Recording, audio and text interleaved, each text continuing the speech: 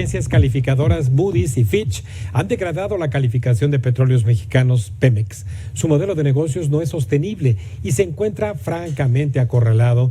Y según el reporte más reciente de los números del erario de la organización México Evalúa, el patrimonio de Pemex ha caído 10,800 millones de pesos, lo que la convierte en una empresa más chica, endeudada y con menor capacidad productiva. En cuentas claras, en un pozo sin fondo de recursos federales. Y para indagar más acerca de este pozo que significa Pemex, es que esta noche nos acompaña Ana Lilia Moreno de México Evalúa. Buenas noches, Ana Lilia. Buenas noches, doctor, ¿cómo está? Pues muy bien, muchas gracias porque nos ayudas mucho a entender con lo que escribes desde México Evalúa esta problemática en la que está acorralado Petróleos Mexicanos. Así es, doctor, hablar de Pemex es hablar de un problema grave. Actualmente, se registra a Pemex en las empresas de mayor deuda y de mayor riesgo del mundo. Lamentablemente, pues está en esa situación y no es fácil salir de ella. Esta sustentabilidad financiera que deberíamos suponer proviene de un plan de negocios bien elaborado, pues nada más no vemos por dónde ese plan de negocios que se presentó hace 4 años tome rumbo. Sí, el plan de negocios ha tenido varias modificaciones en esta administración. Sí. El más reciente ya contempla riesgos como el cambio climático, que pues son indispensables de considerar en un plan de negocios de cualquier empresa, pero más de aquellas que como Pemex son intensivas en combustibles fósiles y en industrias pesadas. El establecer un plan de sustentabilidad que pues logre un financiamiento a tasas competitivas para hacer proyectos sostenibles es complicado y urge que Pemex pues nos explique cómo lo va a lograr. Las metas están puestas en el plan, pero falta mucho para instrumentar lo necesario para cumplirlas.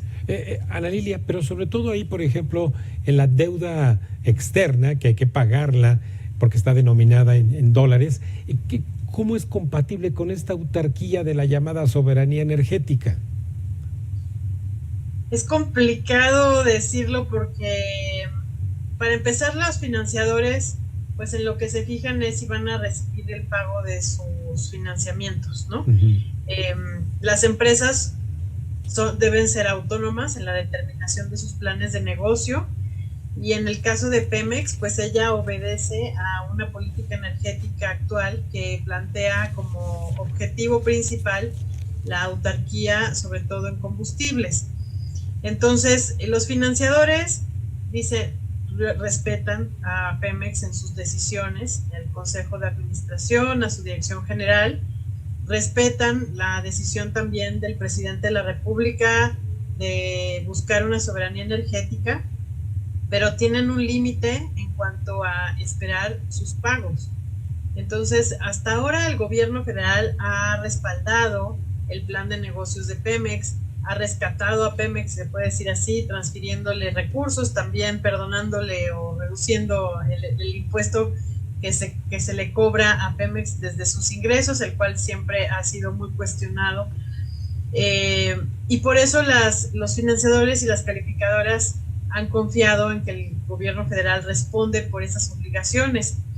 Sin embargo, ya en últimas fechas, los reportes de las calificadoras se refieren a que cada vez es más necesario seguir rescatando a Pemex, seguirlo subsidiando, y esto implica un costo para el erario, y pues ya ven que también tiene un límite, ¿no? El famoso costo de oportunidad. En estos riesgos se deben de sumar también, Ana Lilia, pues lo que vemos en aspectos técnicos como es el manejo de riesgos ambientales, los accidentes, el huachicoleo. ¿Se debe sumar todo esto? Sí, claro. Todas las empresas en el mundo ya consideran estas cuestiones como parte de sus riesgos de negocio. La sustentabilidad ya no es nada más hablar de reforestar por quedar bien con la humanidad, ya es un tema de plan de negocios, de resolver problemas sociales y ambientales para poder generar valor corporativo. Claro. Para esto existen métricas y existen estándares de medición internacional que premian y castigan a las empresas que lo logran o que no intentan. Y en el caso de nuestra petrolera, aun cuando sí tiene, hay que decirlo, tiene reportes de sustentabilidad desde los años 90, fue pionera, tiene un programa de atención a la comunidad y el medio ambiente llamado PACMA, pero ya es un programa que responde a aquellas épocas de los años 90 donde hablábamos más de filantropía, donaciones, que de planes de acción climática específicos, ¿no? Que estén atados al plan de negocios, que resuelvan problemas serios, que reconozcan pasivos, que compensen, que mitiguen y que establezcan rutas hacia la descarbonización. Todo esto falta. Entonces ahí está una puerta de oportunidad todavía para Petróleos Mexicanos. Yo pienso que sí, doctor. En 2016, la empresa publicó un plan de acción climática que todos pueden buscar en internet. Casualmente está en el archivo de Semarnat, ahí dice hasta archivo muerto en la leyenda de internet. Pero es muy bueno leerlo porque ahí se planteó una ruta muy específica y muy granular. Es decir, se fue al detalle, se fue a las cadenas, por ejemplo, de reparto de las pipas, se fue a analizar los combustibles que se están vendiendo y que también contaminan, porque todos los que consumimos combustibles de Pemex o de otras petroleras, pues contaminamos, y esto es parte del sistema, ¿no? También consideraba las comunidades petroleras, ¿no? O sea, no consideraba solamente a los empleados de Pemex, sino a las comunidades, es decir, a los empleados, los jubilados, sus familias, sus vecinos.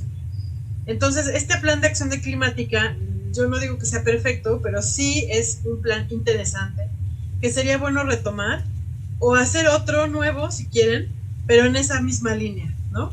Sí. Actualmente en los reportes de sustentabilidad que pues, la petrolera publica cada 3 meses, establece algunas acciones de mitigación, sobre todo de gas metano, de esta fuga de gas que es tan polémica, ¿no? Sí. Que se está quemando y que se observa desde los satélites. Ya la NASA y otros observadores nos han dado cuenta de cómo está contaminando Pemex, y Pemex no acaba como de reconocerlo, pero a la vez en sus reportes trimestrales sí lo reconoce y sí dice que está haciendo acciones en consecuencia para mitigar. Y está bien, creo que está muy bien, pero hay que hacer más. O sea, no es lo único. Y ese plan de acción climática existe y se podría reconsiderar. Sí, Ana Lilia, nada menos hoy leía yo un reporte de la Bolsa Mexicana de Valores en donde la deuda suscrita en bolsa, el 10.4% lo tiene Petróleos Mexicanos. ¿Significa alguna vulnerabilidad para bolsa el hecho de de esta complicación financiera que tiene Pemex? Pues mire, doctor, lo que pasa es que en los mercados de deuda importa mucho la certeza del pago. Realmente eso es lo que importa. Entonces, mientras el gobierno federal siga garantizando esos bonos, pues existe apetito, ¿no? Claro que si lo vemos como una tendencia, el apetito va a ir en declive porque las calificadoras, que son aquellas certificadoras de la calidad de la deuda y de la salud financiera de las empresas, pues han llamado la atención de que cada vez es más difícil asegurarle a los acreedores que se les va a pagar. Además, ya hay experiencias en otros ámbitos de la deuda de Pemex en donde las cadenas de proveeduría traen cuentas por cobrar a Pemex de muchísimo tiempo atrás y Pemex no ha terminado de cumplirles. Todo esto son señales, ¿no? Señales que se mandan. Entonces, aunque haya apetito en el mercado de bolsa, pues existen estas señales que indican que no necesariamente Pemex un día les pague todo lo que les debe. Entonces, por eso la tendencia a largo plazo, pues creo que es hacia baja, ¿no? De confianza en Pemex. Sí. Pero hoy por hoy el gobierno sigue garantizando el cumplimiento, hay que decirlo. Si el negocio de Pemex entonces está en la extracción y no en la refinación, es una oportunidad todavía que pudiera tener Pemex de reconvertirse y, aunque quede más chica, ser viable y no convertirse en una herencia maldita para el futuro.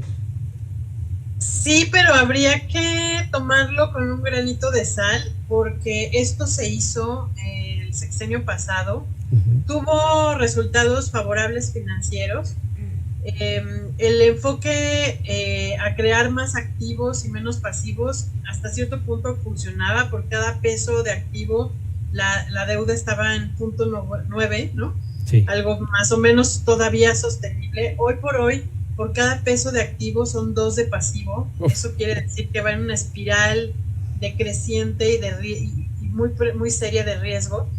Sin embargo, volver a aplicar la receta del pasado implicaría volver a caer en los mismos errores de no medir bien quién pierde en estas reingenierías, y mucho del que se pierde es el capital humano. O sea, el sindicato tiene un poder impresionante, y si cerramos las refinerías y dejamos a la gente sin empleo, eso va a generar un movimiento social de descontento, de ira, y así de verdad ingobernable, y siempre alguien lucra de ese enojo.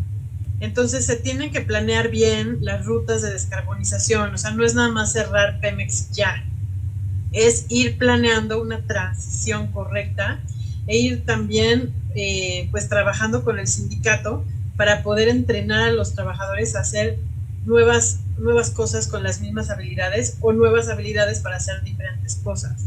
Y esto toma tiempo y requiere planeación. Sí. Finalmente, entonces, Ana Lilia, en este proceso de descarbonización, tiene que ver también el agregar una refinería más para no alcanzar esa meta de descarbonización. Pues la nueva refinería ya está.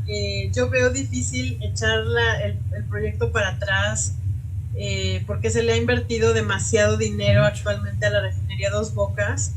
Se espera que empiece a producir tarde o temprano. Implica mucho sacrificio de parte de los contribuyentes, porque el dinero se está yendo a Dos Bocas. Lo que yo creo es que hay que cerrar la sangría de dinero que no se está auditando de manera correcta, que no se está haciendo transparente, que no se están rindiendo cuentas. Creo que eso es lo más importante: reordenar el proyecto y visibilizar realmente cuánto le falta y qué tan productiva va a ser Dos Bocas, porque también es cierto que las refinerías en el mundo siguen operando para poder pues proveer el combustible a los autos, ¿no? Claro. Que todavía no transitan a la electricidad.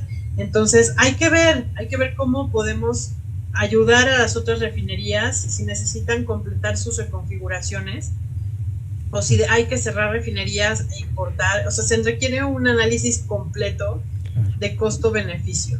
Claro. Bueno, pues ahí estaremos de la mano analizando contigo si esto ocurre o no en una nueva modificación al gran plan de negocios. Muchísimas gracias, Ana Lilia, y felicidades.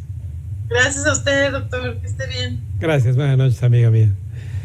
Bueno, pues ahí lo tiene. Pemex se ha convertido en un verdadero barril sin fondo que solo puede ser taponeado con recursos de impuestos de usted, míos y más préstamos. Antes de ir un breve corte, le recuerdo nuestras redes sociales de la Agencia Mexiquense de Noticias para que nos siga en Facebook y en X, ahora ya, y no es Twitter, e Instagram y Threads.